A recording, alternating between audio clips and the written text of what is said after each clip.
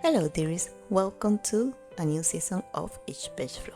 I'm Sela, and this is episode 28, or episode 1 of season 4 of the podcast. And it will be dedicated to Classroom of the Elite. Because yes, this season will be about manga and anime once more. Now, prepare for some spoilers. If you haven't watched the anime or read the light novel, you should pause here, go watch, and come back when you're ready. But if you don't mind some spoilers or you already know about it, then let us begin. Classroom of the Elite is an anime that makes doubt everyone. You'll be from the start repeating, don't trust them, the entire time that you watch this anime. In Japanese is Yokoso Jitsuryoku Chiju Jugi no Kyoshitsu. I'm sorry if I slurred that, but that literally translates to welcome to the classroom where merit is paramount. This started as a light novel, then a manga, then an anime. So they clearly wanted to see where the story was going and had enough faith in it to do all the formats for it. And it's pretty awesome, so you should totally watch it. It's technically labeled seinen, but don't look too much at the label. I almost never do. If you like high school life, suspense, drama, then definitely watch it. It's awesome. So here's the overview of it. And I'm gonna say, oh, this is so nice this way or that. This is about basically moving up in the classes in school, learning to climb the social ladder by most of the wrong means, because you see bribes, you see payments, you see under the table deals, backstabbing. It's all there, and it's not like I'm making this up and it's like, oh, the first episodes and what you see overall. No, this is actually what happens in this theme. So the goal is to be in class A, and the class D is where supposed rejects are at the beginning of everything. But it's a pretty high profile school, and everyone there is either rich or connected, landed there somehow, or is hiding something. So we see glimpses of how insane this all is throughout since season 1.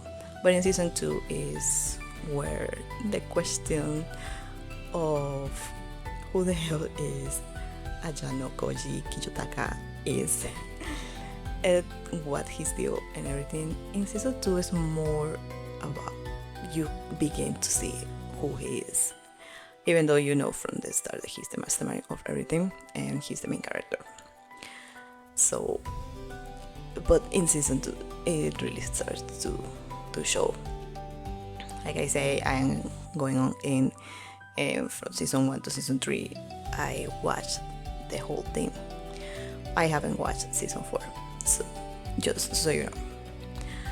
I really like the story, and again, over excited talking about it. So the characters of this anime are Kiyotaka. I'm gonna say Kiyotaka because his last name is just long. The main character, if you think that he was gonna share the spotlight with anyone, he's not. He will outshine everyone eventually, and he, everything is surrounding him basically. The other one, the second main character, is Horikita Susune. And if this were a romance or something, she would be the love interest, so you would think so, but she's not.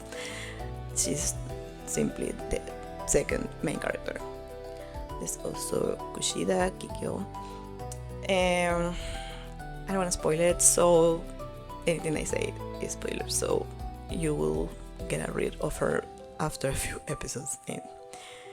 Karisawa Kei, someone who could possibly be manipulated, but she's also took everything that was done to her and didn't break entirely. I mean, it's pretty addicted to watch this show, this anime. Sorry.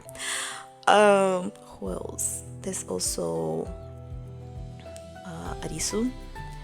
She's also kind of a mastermind of another class, and she turns out to have a lot more insight. And you at first don't care much, but then end up wondering who she is and what she's doing. And there's also the homeroom teacher. You know that in Japan there's always one for every class, and that's Sae, who is a lot more ambitious than she's let on at first in the first episodes. So the in season 1 to 2 is almost like getting to know everyone and what's happening, building up to what's coming in the next years.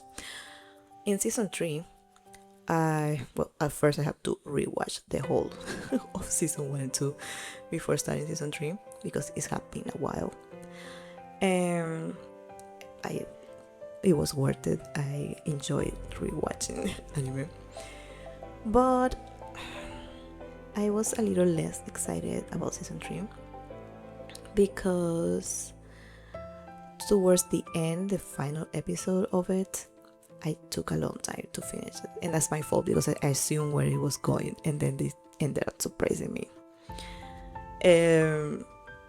Yeah, I mean, this was last year, if I'm not mistaken.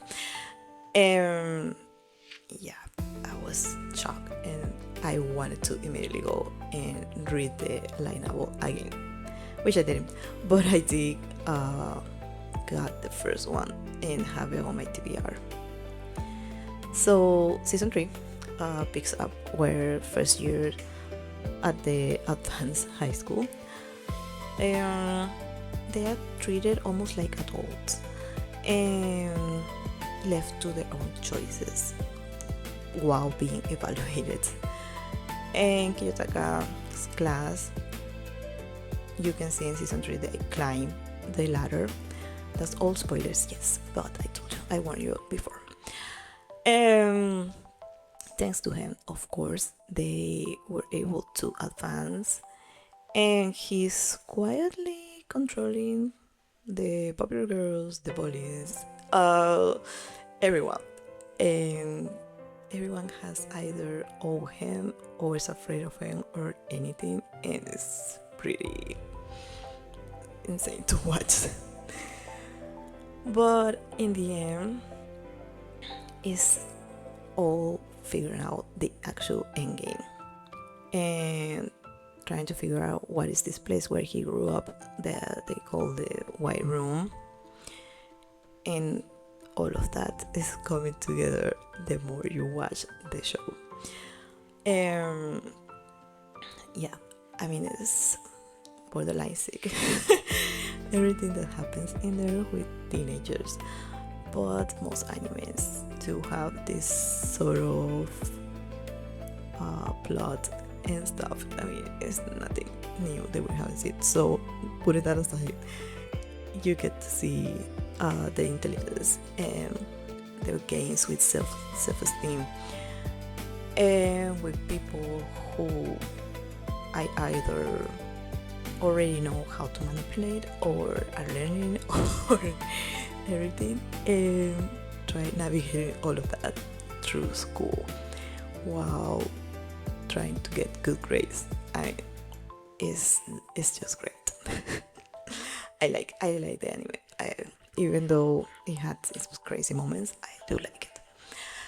After watching it, I discovered the light novel, and I haven't read it, but I picked up a sample in Kindle too, and I read a few pages and I was into it, but it has been insane with my TBR, so I haven't finished it all. But the light novel, the series, the story is already on the second arc, which is Classroom of the Elite Year 2, And season 4 covers volume 1 through season 4 of that arc, which if you have not watched season 1 and you go into the novels, you might want to check the order before picking them up. So the first seasons obviously covers the first volumes of the light novel, and all the beginning, when they start classes, when they're in class D, and when they meet Horikita and all of that. But one thing that I do have to say is that if you're gonna read the light novels, you have to pay attention to the covers because they're pretty similar, but they have like a small year 2, year 1 tag on the covers, so you know what where you're getting into. Or you can look at the titles of the novels before buying them or before reading them online. There's also a manga, and if you're not into reading light novels, I prefer to read the light novels because that's the original, and I would like to read how that goes. But I think it's pretty much everything that is in the anime. Once I read it, you can definitely get my thoughts on that on the blog. I will update here and on the blog once I read it. And season 4 of the anime is out now, and it's covering 2nd year, the first semester. I haven't started it yet. I got notification that it was on and was excited to add it to my list to watch either in July or August, because I'm trying to get to my TBR and my must watch list in these months. So that's already, and that's it from me. There's a full review of season 1 and 2 on the blog, and season 3 on EachPage.org. The link is in the description box.